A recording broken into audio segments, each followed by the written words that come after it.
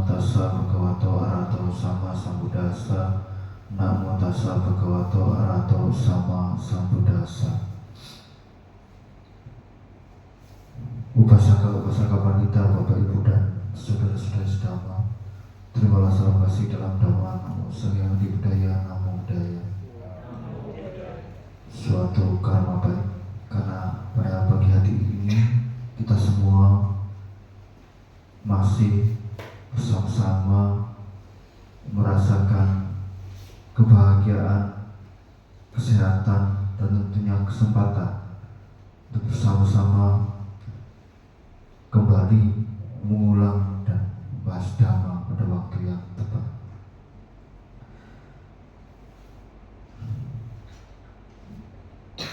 Pada pertemuan sebelumnya sudah dijelaskan berkaitan tentang moralitas. Langkah baiknya saya akan mengingatkan kembali tentang pembahasan di awal, yaitu tentang yang pertama mengenai arti dari moralitas. Di dalam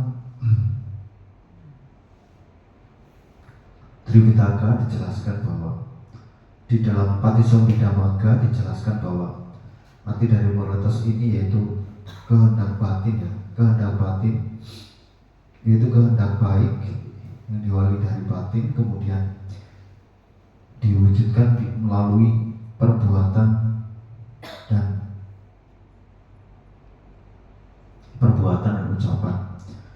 Berkaitan tentang moralitas ini yaitu erat kaitannya dengan perilaku kehidupan kita di dalam kehidupan kita sehari-hari. Berkaitan tentang fungsi dari moralitas, yang pertama yaitu untuk mengikis tiga hal ini, yaitu loba, dosa, dan moha. Atau di dalam bahasa Indonesia dijelaskan bahwa yaitu untuk mengikis kebencian, keserakahan, dan kebodohan batin. Kemudian fungsi yang lain dari moralitas ini yaitu untuk menjaga tiga pintu karma. Yang pertama yaitu pintu karma melalui pikiran, pintu karma melalui ucapan, dan pintu karma melalui perbuatan. Dengan moralitas ini kita dapat menjaga tiga pintu karma. Berkaitan tentang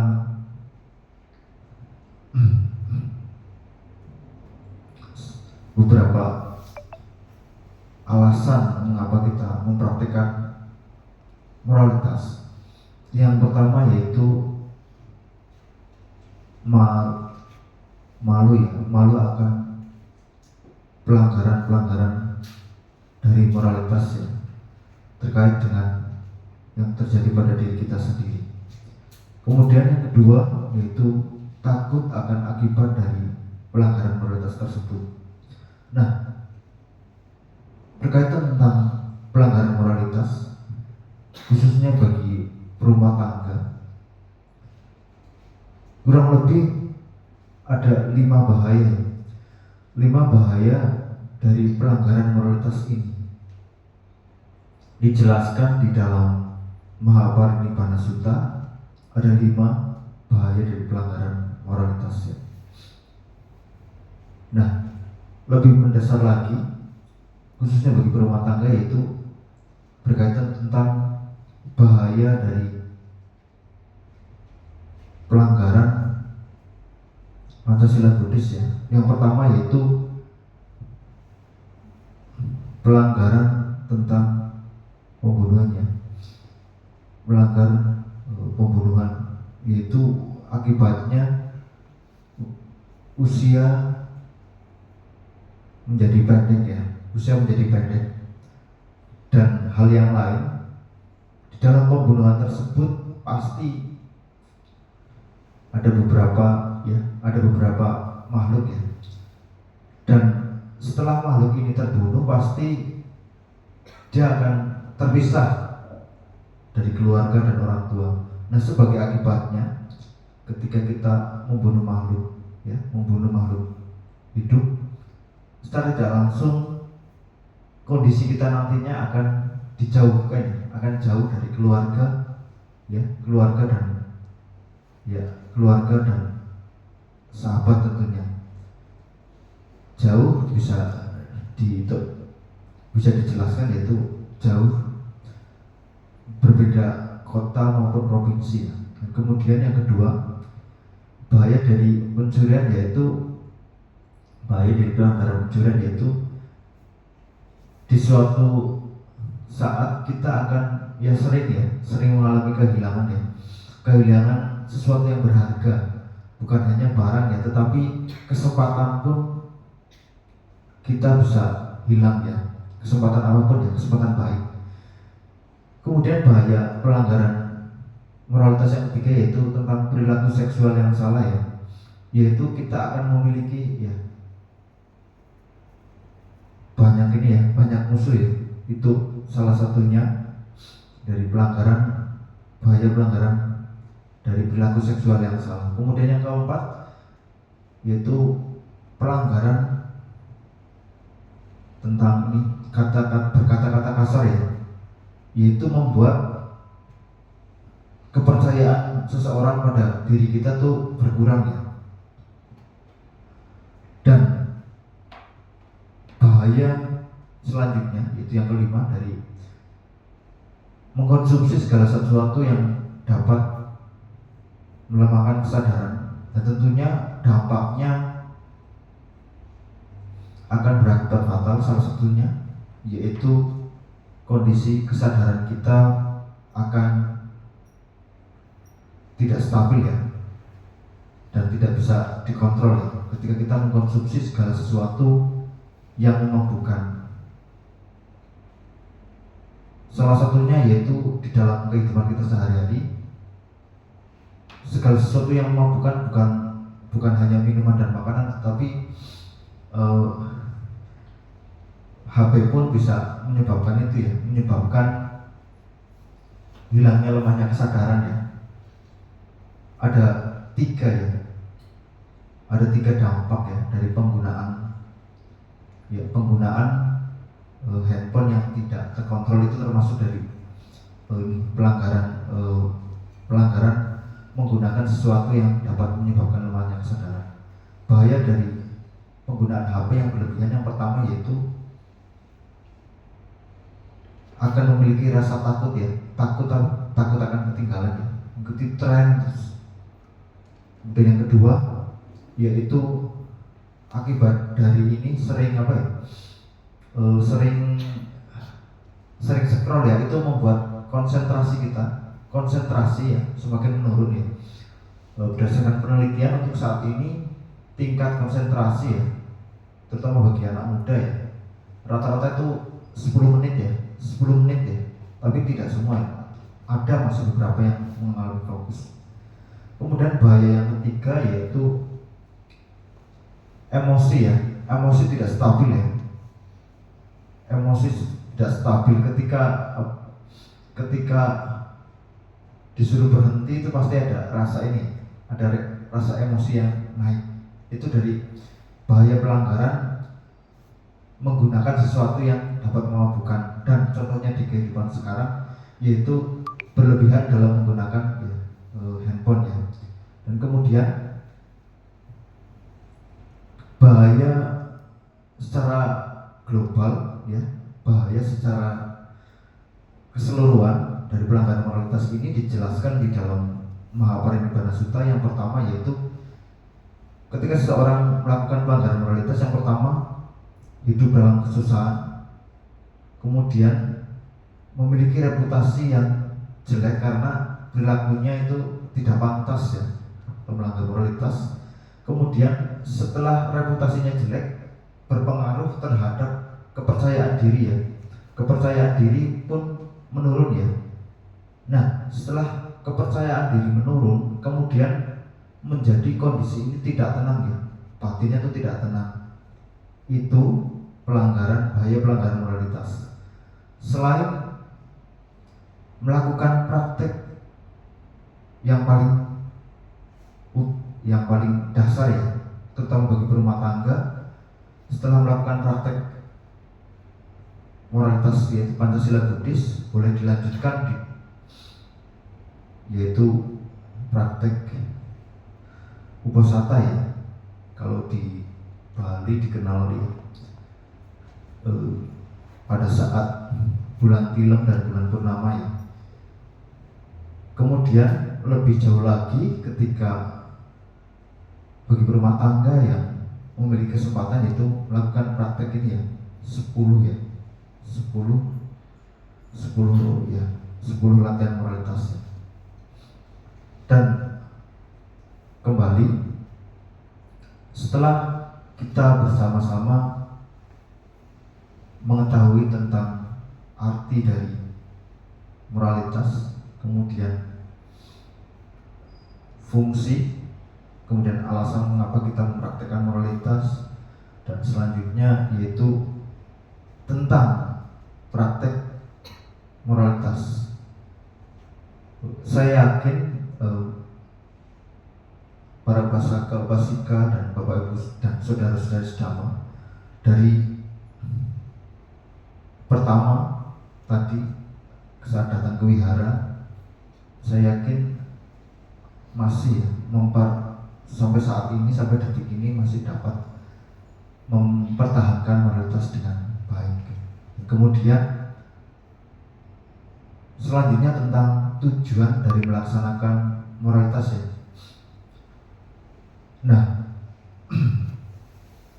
tujuan dari melaksanakan moralitas yaitu agar terhindar dari 7 tindakan buruk ya, sehingga kemurnian dari perbuatan jasmani dan ucapan dapat tercapai. Walaupun moralitas khususnya untuk mencegah 7 tindakan buruk, tetapi tidak menutup kemungkinan bahwa moralitas juga membantu pelaksanaannya terhindar dari serangan ya, segala sesuatu yang berkaitan dengan keinginan ya. Dan berkaitan dengan keinginan, maka itu adalah sumber dari penderitaan ya. Dan di dalam kehidupan sehari-hari, tentang tujuan dari moralitas itu dapat dipraktekkan ya, dengan salah satunya mempraktekkan setelah setiap hari mempraktekkan Pancasila Buddhis, kemudian di hari-hari tertentu, di hari-hari uposatha, di uposatha biasa ya, ada di tanggal 1, 8, 15, 23 dalam tanggalan lunar, jika memiliki kesempatan untuk agar dapat mempraktikkan uposatha ya, uposatha sila, untuk mencegah ya, untuk mengurangi yang pertama yaitu keserakahan dan kebencian yang muncul ya, sehingga kita dapat mengurangi hal-hal tersebut ya. Nah, kemudian berkaitan tentang moralitas ya, ada satu bahaya ya, ada satu bahaya yang cukup melekat yang selalu saya ingat, yaitu berkaitan tentang berkurangnya umur manusia ya. Kita kembali di dalam Tripitaka ya, di dalam Cakkawati Sihananda Sutta dijelaskan bahwa pada kehidupan Buddha ya, umur manusia ya itu sekitar 100 ya, 120 ya, 120 100 sampai 120. Kemudian seiring berjalannya waktu kan, di era-era sekarang ya, di zaman sekarang itu paling panjang umurnya kalau tidak salah ini 80. Jadi ini merupakan bukti bahwa ya, memang ini merupakan bukti bahwa pada saat ya praktek moralitas ini berkurang, maka secara otomatis umur manusia pun akan berkurang ya. Ini terjadi di kehidupan sekarang ya. Dan bahkan di usia 50 mungkin ya, sekarang sudah ada yang ini apa? Sudah ada yang meninggal. Dan bahkan lebih cepat lagi, usia muda pun sudah ada yang meninggal ya.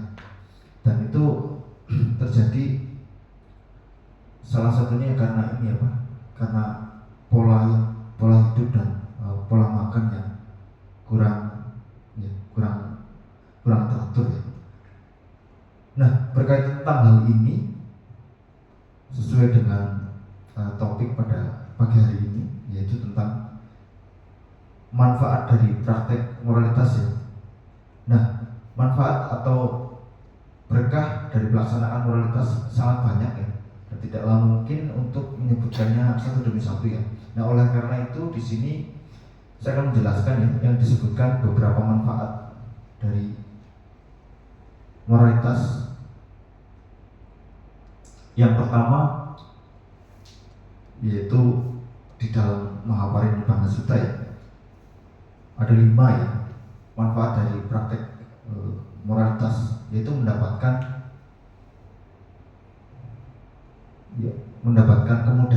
kemudahan dan keberuntungan yang berlimpah ya. Yang kedua, reputasinya baik. Kemudian yang ketiga, penuh percaya diri.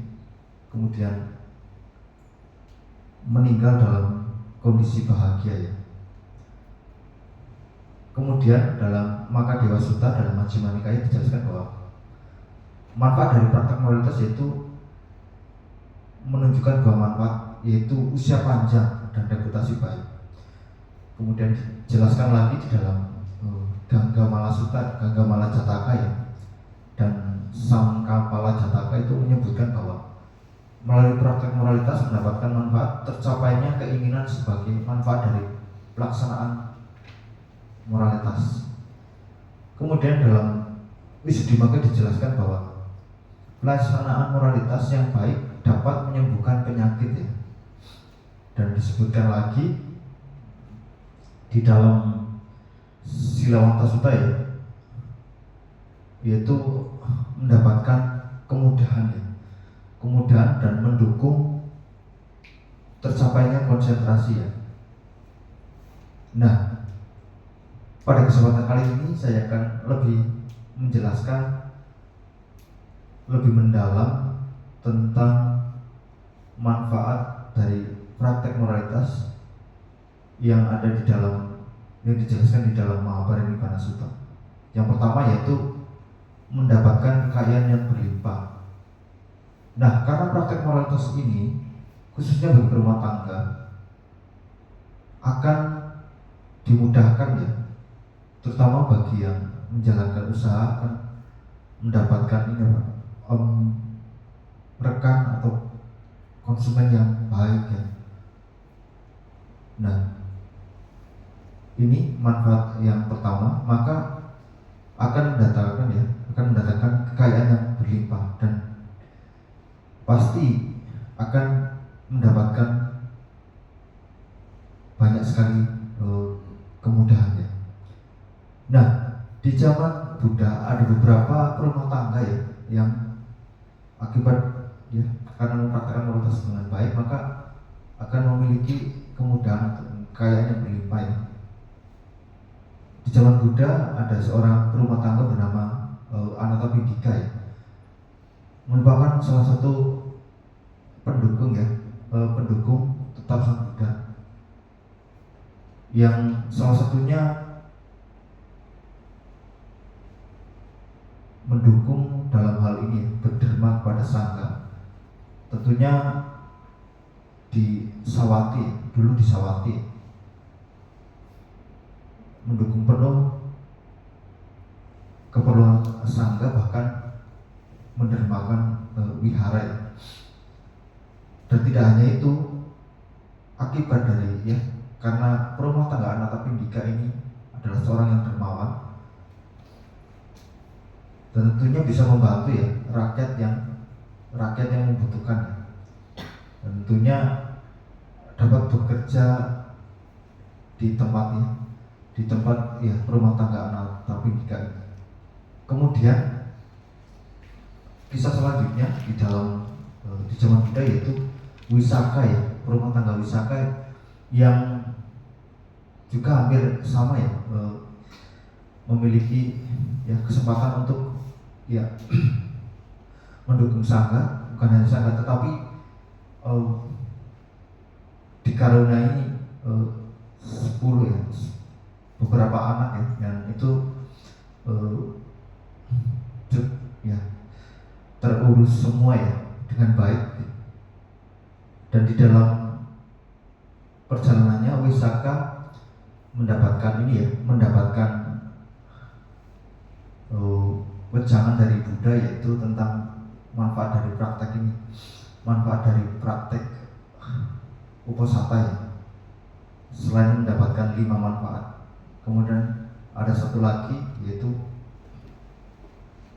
akan mendapatkan kondisi yang bahagia setelah kematian.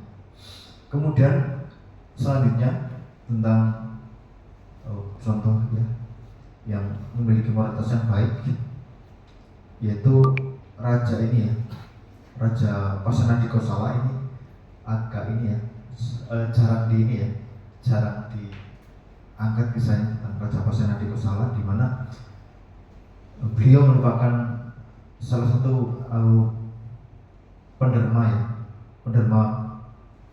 sebelum Raja Bibisara ya.